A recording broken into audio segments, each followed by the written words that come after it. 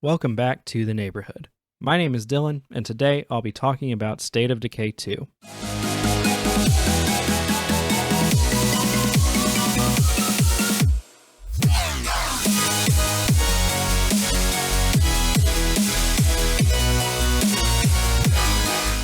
Zombie games are a dime a dozen.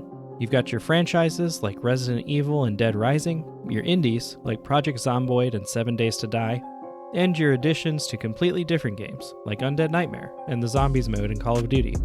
Even when a game isn't focused on zombies, they often pop up as enemies.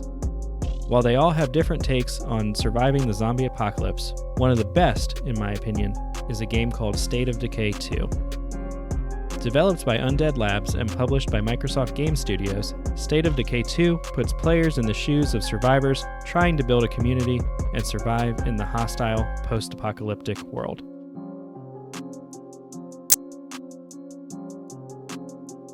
In order to survive, you'll need to find a safe place to establish a base.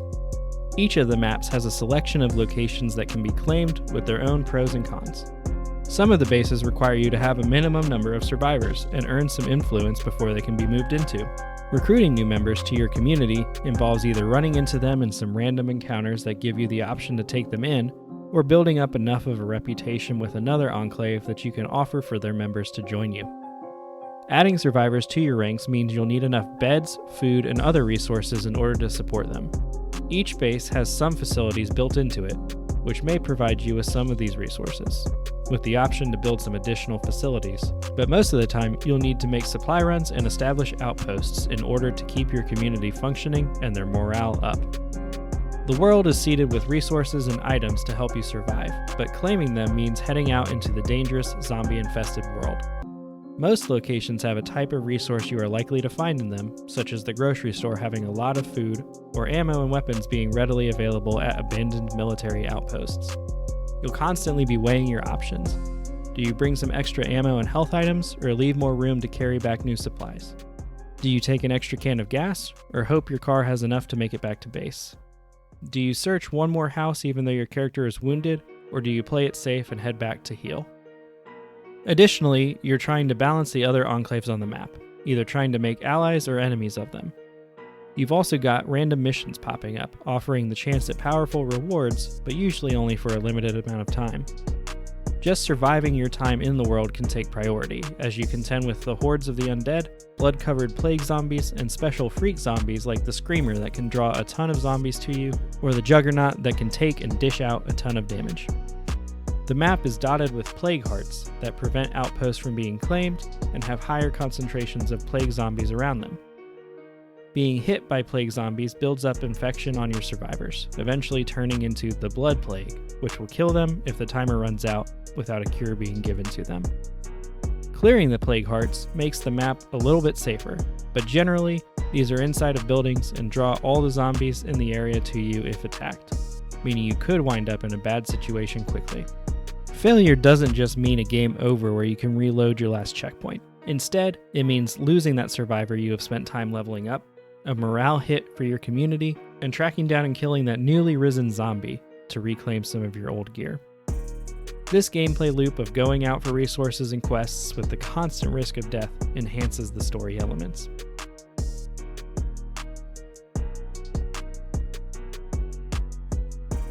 There are a few different modes in State of Decay 2, each of which has its own story. Campaign mode lets you choose your maps and gives you a couple of random survivors to start out with, and tasks you with clearing out the plague hearts and establishing your legacy. Each survivor has different characteristics, changing their stats a bit, and as they level up their skills, they might have different masteries that unlock new moves or bonuses. As you spend time with your survivors, you'll likely develop some favorites, putting much more weight behind the decision to take a survivor out into the world as it puts them at risk.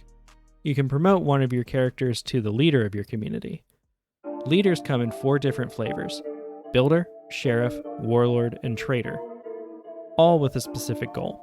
If you manage to complete their objectives, you'll unlock a boon for your future communities. For example, the Builder unlocks water and power for free. You'll also get the opportunity to add your survivors to the legacy pool for use in the future. Heartland has much more of an overarching story to it, with set characters and objectives. The ending is kind of abrupt, and the difficulty is increased as all the zombies on the map are plague zombies and the specials have new, more deadly variants. It explores more of what is actually going on in the world and answers some questions that people have had since the original game. If you think that means your characters are safe though, you're wrong. You can still lose those survivors, cutting their narrative short. Daybreak is essentially a horde mode. You play as an operator attempting to download data from a drone network, protecting your technician for as long as you can, or for 7 rounds. Massive waves of zombies and special infected will attack your walls, but each wave you survive rewards you with weapons and ammo to buy a little bit more time. A run rewards you with new items in the mode. You'll earn prestige points which can be spent to claim items or recruit powerful operators in the main game. The chatter throughout reveals a few clues about the overall story, but this mode is pretty gameplay focused. Ultimately, where I think a lot of the story comes from is the emergent narratives that unfold as you play. You spend time with these characters and get to know their quips. Maybe you read their traits and background and develop a little bit of a backstory for them. And that makes following the community as it grows, evolves, and maybe loses some characters engaging. I'll never forget my first time playing this game, taking my favorite survivor that I had made the leader of my faction out on a mission to help another group of survivors move bases. Things went downhill as I was trying to clear the infestation of zombies, and a nearby juggernaut heard the fighting and ambushed my wounded survivor, ripping them in half. I'm pretty sure that was the moment this game solidified into one of my favorite zombie games. Additionally, there is a ton of environmental storytelling as you come across scenes in the world and can only imagine the stories behind them. No one being safe and the high-risk gameplay you must engage in to keep your community afloat provides a ton of opportunities for emergent narratives to unfold. State of Decay 2 earns an A in my opinion. As a game about surviving the zombie apocalypse, it hits everything I want. The focus on establishing and maintaining a base keeps you focused, but also forces you to take risks as your survival depends on it. The characters, especially in Heartland, have enough of a personality for you to grow attached, but allows you the freedom to imagine their stories and feel it when they die. The 3 modes offer a different enough experience and let you choose what to focus on as you play. They've continued to update the game and add new features to keep it feeling fresh. If you're looking for a zombie game that feels like The Walking Dead or just more focused on surviving and emergent stories, I can't recommend State of Decay 2 enough. And I'm looking forward to seeing the sequel that's in the works. If you've got Game Pass, there's no reason not to at least check this one out. What about you? Have you played State of Decay 2? What'd you think? Let us know in the comments. If you enjoyed this video, please consider giving us a like to let us know and subscribing for more videos like this one.